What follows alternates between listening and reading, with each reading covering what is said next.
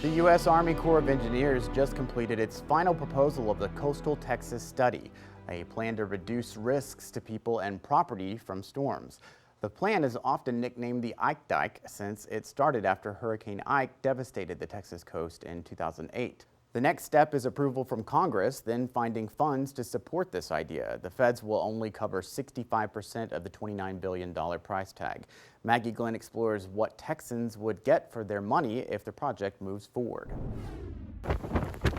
Nicholas was a kind of a baby storm. Rice University professor Jim Blackburn says we're fortunate Tropical Storm Nicholas wasn't a Category 4 or 5 with the same path. And it would bring 25 feet of water up into Galveston Bay and into the Houston Ship Channel. As the co-director of the Severe Storm Prediction, Education, and Evacuation from Disasters Center, he says it's only a matter of time before another storm that big, like Harvey, hits Texas again. That's why, after Ike, which was only a Category 2 storm, the U.S. Army Corps of Engineers has been working on a coastal spine project for the past 6 years. The first piece of the plan is to put in a series of gated structures. They basically stay open most of the time. They just slide open, and then when we're ready to deploy, they slide down into place. It's a combination of gray infrastructure, including seawalls, levees, and pumps, and green infrastructure. Use the ecosystem restoration on the backside to naturally provide additional resilience. But Blackburn says the proposal won't do enough, especially since climate change is causing more intense storms. Our statistics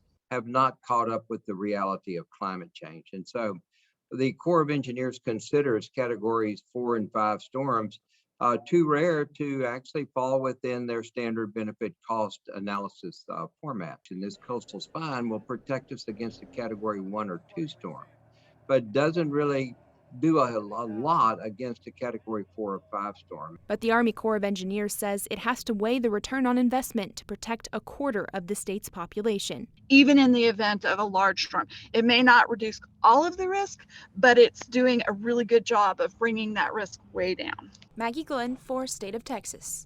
The first plans for the coastal spine came together back in 2008 in the hours when Hurricane Ike was still hitting Texas.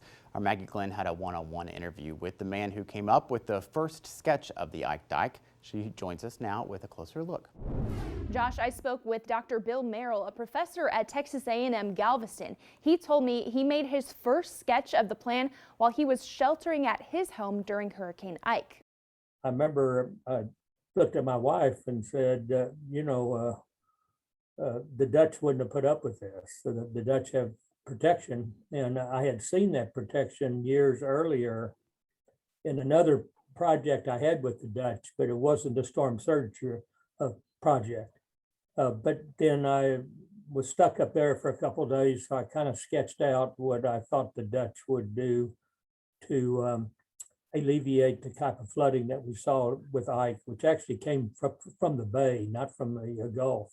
He says the Corps' plan has the right concept, the same idea he had for the Ike Dike, but it makes it weaker. The big land barriers on West Galveston Island and Bolivar are only 12 and 14-foot dunes, and they'll erode away. It isn't tall enough to protect from a 100-year storm. Now you'd need about a 17-foot universal height. They don't have that. They probably have an effective height of about 10 feet because it's going to be knocked down all the time by these constant little storms, and you got to redo it. If you want to protect against the 5, you can. You need to make it about 21, 22 feet high. I mean, it's just how strong. It's a trade-off between cost and protection. He says the Corps' plan wouldn't be strong enough to hold against a 1 in 100-year storm. He compared this level of protection to the Dutch's system, his inspiration. And you said that the Dutch, their plan is like a 10,000-year plan where they're prepared to handle a storm that would hit only once every 10,000 years? Yeah. Yes. Wow. And then that's for the coast that's right around Rotterdam and that area. That's Amsterdam, the low-lying area that's very productive. Further down the coast, they go to 1 in 3,000 years, which is still, compared to us, I mean, massive. protection. Josh, I also asked Merrill if he thought the current plan is worth the cost, even without the higher level of protection. He told me that it's worth starting at least something now because something is better than nothing. Back to you. All right, thank you, Maggie. The question of cost is one reason it's taken more than a decade to finalize the Ike Dike plan. It carries a price tag of more than $29 billion, but supporters say it could pay for itself after one serious storm. For comparison, Hurricane Ike caused $32 billion in damage when it hit Texas. Hurricane Harvey's costs topped $125 billion in the state. Patients scramble to get medical records and prescriptions after a Texas doctor abruptly shuts down his office. Retiring without giving us any notice is very much unlike him. I don't know what happened. Our investigation looks at what you need to know if your physician quits unexpectedly.